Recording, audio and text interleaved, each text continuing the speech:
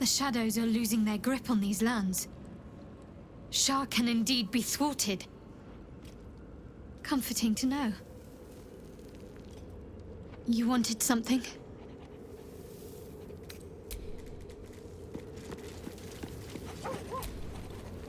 The curse is broken and the shadows are lifting. In time, these lands will heal.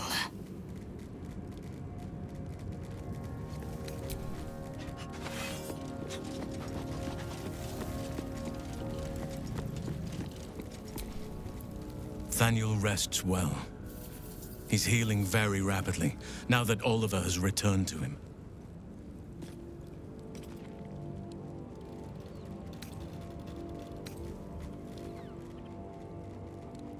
No more than my right hand can absorb my left. Oliver is helping Thaniel to recover. They both lie dormant, like trees awaiting spring. Once the curse is lifted, they can stand as one or as a pair. Whatever they wish. I hope they will remain as a pair. It will be good for them both to have a friend, once I'm gone. Still, I would like to return here someday. See Thaniel and Oliver again. In my meditations, or perhaps in person, if the Oak Father wills it. I hope he does.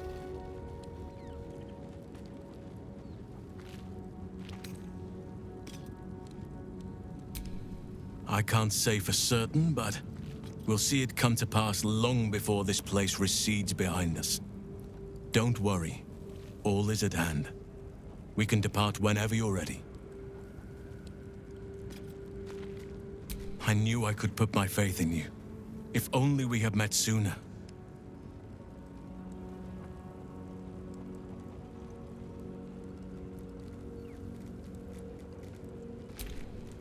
I have.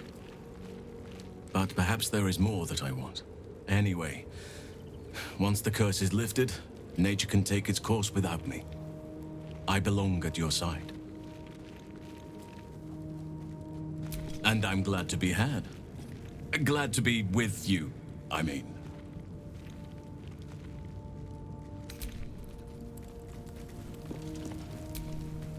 I would not linger in this land over long, but whatever your business, I will aid you if I can.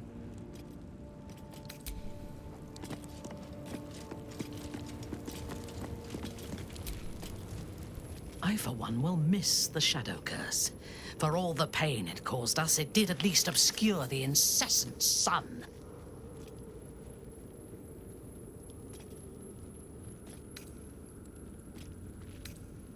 I take no pleasure in his passing. Whatever faults he may have had, Ketheric was a great leader.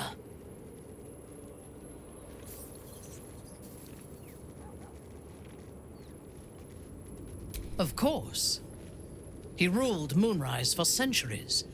That in itself deserves respect. I believe he was an honorable man, but the gods used him as their plaything.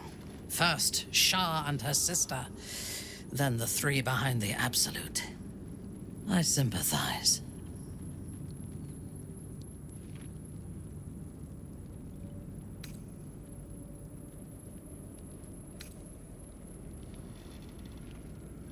It is a sharp mind that feels sympathy for one who suffers unnecessarily, not a soft heart. I saw strength in Ketheric that had been diluted by pain, but I will never forgive him for handing me to Orin.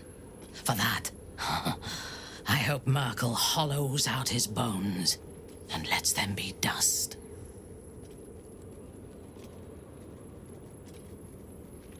A true soul came to my city preaching a message of togetherness, accompanied by 2 novices. Menzoberranzan is not fertile ground for such messages. I killed them and hanged their bodies in my garden.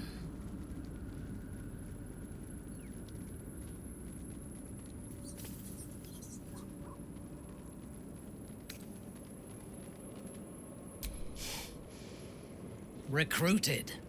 You could call it that. I intended to wage war on their god and the rest of its presumptive followers. Even as the flesh sagged and sloughed away from their eyeless skulls, their audacity infuriated me. I had to know where they came from. And whoever sent them was counting on my curiosity overcoming my caution.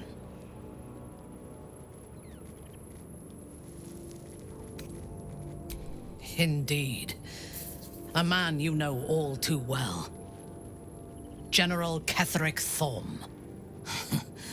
The dead cough up their secrets just as well as the living. All it took was a simple act of necromancy, and the corpses told me where I needed to strike. Moonrise Towers.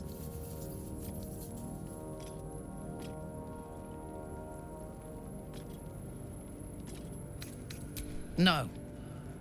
I was prepared for combat, but I intended to strike subtly. As it turned out, to my shame, I was defeated without even drawing my weapon. I came to Moonrise with a retinue of warriors and assassins, the best House Bainray had to offer. I expected a battle, but found a fully laden feast table and a welcome befitting a house matron. Ketheric expected us, expected me, and I fell for his flattery.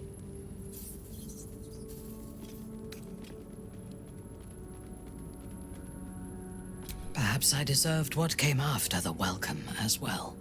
Ketheric proposed an alliance between Moonrise and Menzoberranzan. I admit I was captivated by him. He invited me to the head of his table as his guest of honor. I was wary, of course. If I had been in his position, the food would have been poisoned. It was not the food I should have been wary of. It was the pale woman at the foot of the table. Orin the Red. We had barely begun to eat when she spoke for the first time. I only caught one word, my name. Then, quick as lightning, she climbed onto the table, a dagger in each hand, and skipped toward me, slicing the throats out of my men as she passed them.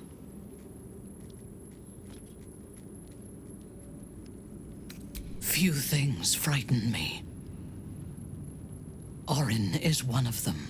Ketheric held me still, his hand on my shoulder, the grip tight enough to crack the bone.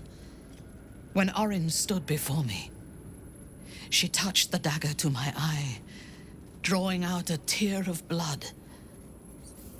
"I want this one," she said. Ketheric nodded his permission, and I was taken below. You've seen the horrors of the colony. Orin kept me there for days. She forced me to watch as my men were processed. Some for food, others as thralls. And then she placed the tadpole in my eye herself.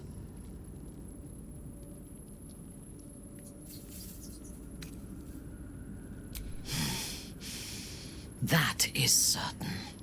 You know the rest as well as I do. There were massacres before the Grove. Religious communities, mostly. Those who refused to convert. Then there was you, and now there is freedom. Soon there will be vengeance.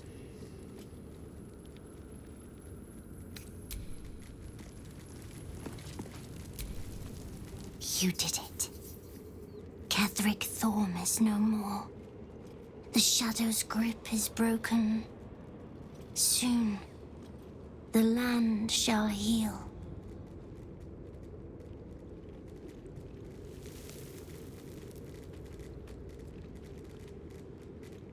Not as glad as I am. Nature moves at its own pace, and bestows its bounty when it sees fit. Give it time. A reward shall come to you when you need it most.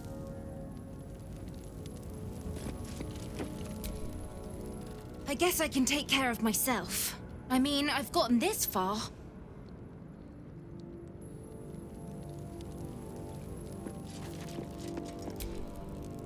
think we've done rather a good thing here. A welcome change to gift this land a sliver of hope amongst so much despair.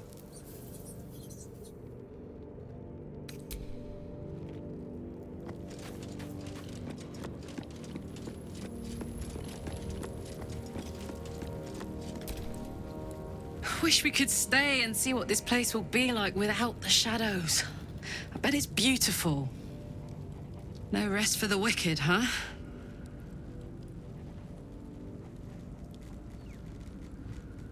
He got his claws into me early. I was a wild kid, brawling my way through the city. One of my mates got wind of a bit of work guarding some indoorsy type with lots of enemies. Seemed like easy money, so I went in for it. He took one look at me and said I was perfect. I like that. Not like that, you know. Just... it felt like a good fit. I kept him safe and he paid me well. Well enough to move into a better neighborhood and put something away for the future. My future. I respected him, trusted him. And he returned that trust, that respect. His life was in my hands, and I took that seriously. The whole thing with Zariel happened so fast. I had no idea what had gone down until it was over. One minute I was in Baldur's Gate, a happy, healthy, not quite kid. The next, I was burning up in Avernus with an engine for a heart. Zariel laughed. Said she paid him well for my services. She'd wanted to test her new machine, and he said I'd be able to handle it. He was right. Sometimes I wish he weren't. Evil, evil bastard.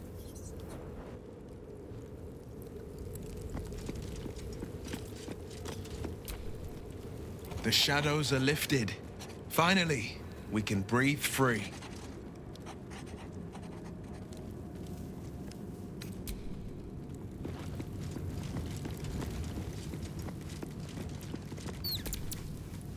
Is there something you want to talk about, my dear?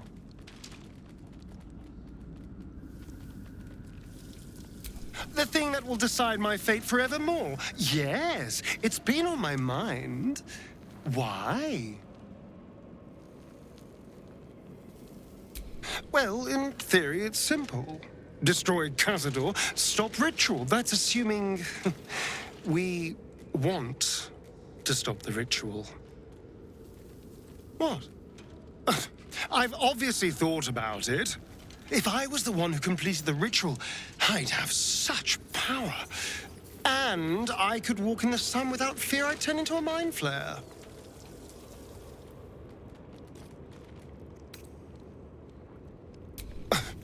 I don't relish it, but my siblings lured thousands of people to their deaths over the years. I doubt Baldur's Gate would miss them. Of course, I don't even know if I could complete the ritual. It may be impossible, but it certainly is tempting.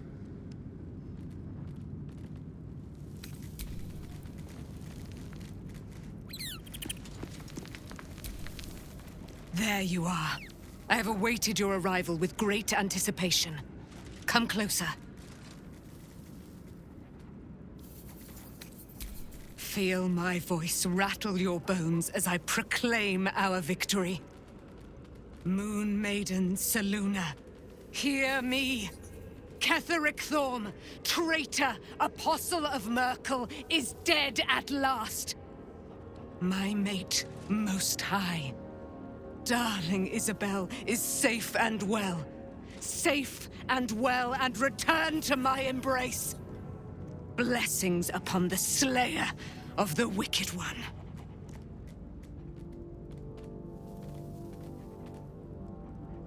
We are a powerful party indeed. Faerun itself trembles at our touch. My darling Isabel says we will stay allied at your side. I am pleased to hear it.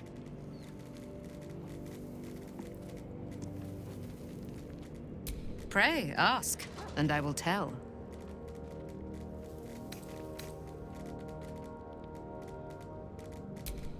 A century of it by now.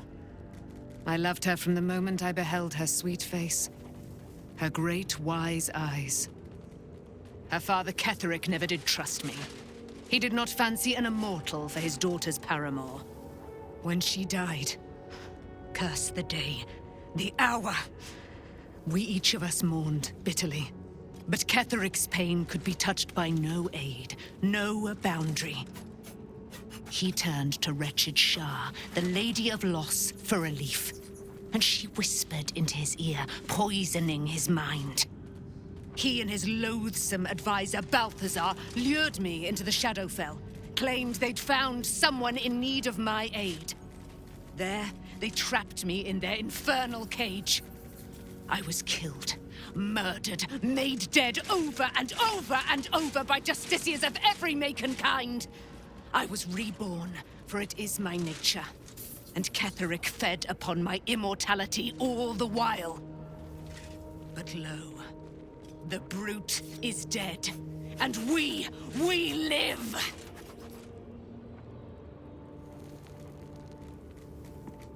Do I not radiate with my mother's brightness, her glory? There can be no doubt. I am of her silvered flesh, her celestial womb. Why, she already has. She has brought her sword to your side, Dame Aelin.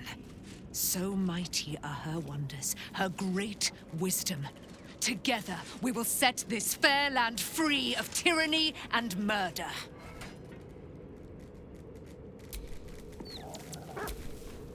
I can't believe it. I can't believe Aelin is here. And my father. I heard what happened. What he'd become. By killing him. You set him free.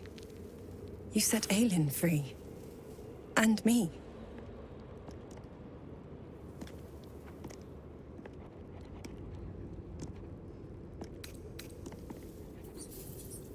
I mourn the man I knew. He was wonderful. He raised me to serve Selûne as my mother, rest her soul, had wished. He was everything to me, all my life. When an emissary of Selûne came to our little town, we were elated. Dame Aelin, daughter of the Moon Maiden herself. Tell me, do you believe in love at first sight?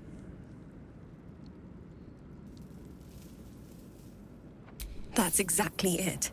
And I tell you, I took one look at her and I just knew. She was it. Lucky for me, she felt the same way. But my father was skeptical. Aelin is immortal, after all. I understand it's strange. There's an imbalance between us, certainly. But I suppose loving Aelin felt the same as loving myself. It was natural. And this is where I still need answers. I died. I'm not sure how, why, but all was black. Next I knew, I was being jolted awake. I smelled musty air, I saw shadows. And then my father's face. So changed. So hideously warped.